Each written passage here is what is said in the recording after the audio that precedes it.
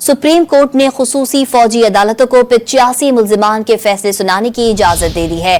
अदालत ने रिमार्क्स दिए कि खुसूसी अदालतों के फैसले सुप्रीम कोर्ट में ज़ेर इल्तिवा मुकदमे के फैसले से मशरूत होंगे।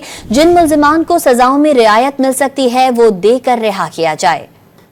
सुप्रीम कोर्ट में फौजी अदालतों में सिविलियंस के ट्रायल के केस की समाअत हुई। वज़ारत दिफा के वकील ख्वाजा हारिस ने दलाइल दिए। समाअत के आगाज में आईनी बेंच ने फौजी अदालतों के केस के अलावा दीगर तमाम केसेस की समाअत मौखिर कर दी। रिमार्क्स दिए कि आज सिर्फ फौजी अदालतों वाला केस ही सुना जाएगा। जस्टिस जमाल मंदुखेल ने रिमार्क्स दिए कि इस नुक्ते पर दलाइल दें कि आर्मी एक्ट की कलम दफात आइन के मुताबिक हैं। क्या आर्मी एक्ट में तरमीम करके हर फर्द को इसके ज़मरे में लाया जा सकता है। इस पहलू को भी मद्देनजर रखें कि आर्मी एक्ट 1973 के आइन से पहले बना था। जस्टिस मंदुखेल ने कहा कि अफवाज पाकिस्तान में कोई शख्स जबरदस्ती नहीं अपनी मर्जी से जाता है। फौज में शामिल होने वाले को मालूम होता है कि उस पर आर्मी एक्ट लागू होगा और आर्मी एक्ट के तहत बुनियादी हुकूक मुयस्सर नहीं होते। आर्मी एक्ट बनाया ही फौज की मुलाजमत के कवायद और डिसिप्लिन के लिए है। इस पर वकील ख्वाजा हारिस ने कहा कि फौज में कोई भी जुर्म की नीयत से नहीं जाता। बुनियादी हुकूक जुर्म करने पर ही खत्म होते हैं। जस्टिस मंदुखेल ने सवाल किया